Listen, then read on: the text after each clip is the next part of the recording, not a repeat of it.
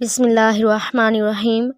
صحیح اور مستند احادیث مبارکہ میں 50 ایسی چیزیں بیان کی گئی ہیں کہ جن سے ہمارے پیارے نبی سرور کائنات حضرت محمد صلی اللہ علیہ وآلہ وسلم نے اللہ سے پناہ مانگی ہے، یعنی وہ ایسے برے کام اور چیزیں ہیں کہ جن سے ہمارے پیارے نبی صلی اللہ علیہ وآلہ وسلم نے بچنے کے لیے اللہ سے پناہ مانگی ہے اور اپنے امتیوں کو بھی ان چیزوں سے بچنے کی تلقین فرمائی ہے۔ آئیے احادیث کے حوالوں کے ساتھ ان چیزوں کا ذکر کرتے ہیں۔ ناظرین گرامی، جس چیز کو ہمارے پیارے نبی صلی اللہ علیہ وآلہ وسلم نے ہمیشہ بچنے کی کوشش کی، اس میں سب سے پہلی ہے قرض سے، نمبر 2 ہے برے دوست سے، نمبر 3 ہے بے بسی سے، نمبر 4 جہنم کے عذاب سے، قبر کے عذاب سے اللہ کے پیارے نبی صلی اللہ علیہ وآلہ وسلم نے پناہ مانگی ہے۔ نمبر 6 برے خاتمے سے، بزدلی سے، کنجوسی سے، غم سے نبی کریم صلی اللہ علیہ وآلہ وسلم نے پناہ مانگی ہے۔ مالداری کے شر سے بھی پناہ مانگی ہے، فقر کے شر سے، زیادہ بڑھاپے سے، جہنم کی آزمائش سے، قبر کی آزمائش سے،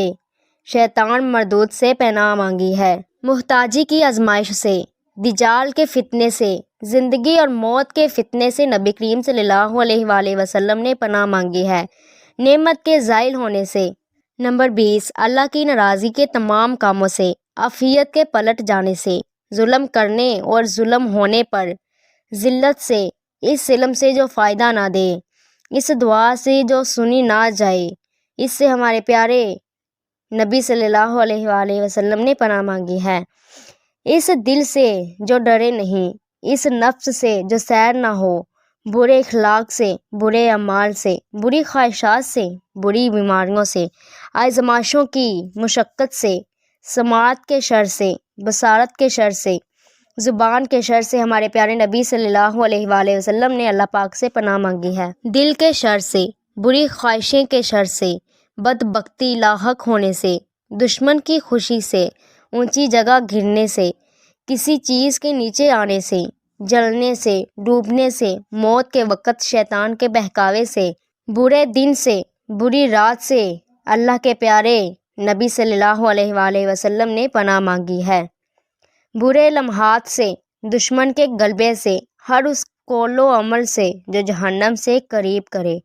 کفر سے، نفاق سے، شہرت سے، ریاکاری سے اللہ کے پیارے نبی صلی اللہ علیہ وآلہ وسلم نے اللہ تعالیٰ کی پناہ مانگی۔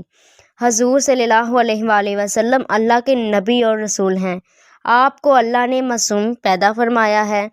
نہ آپ کو شیطان بہکا سکتا تھا اور نہ ہی دنیا کی کسی چیز کا خوف۔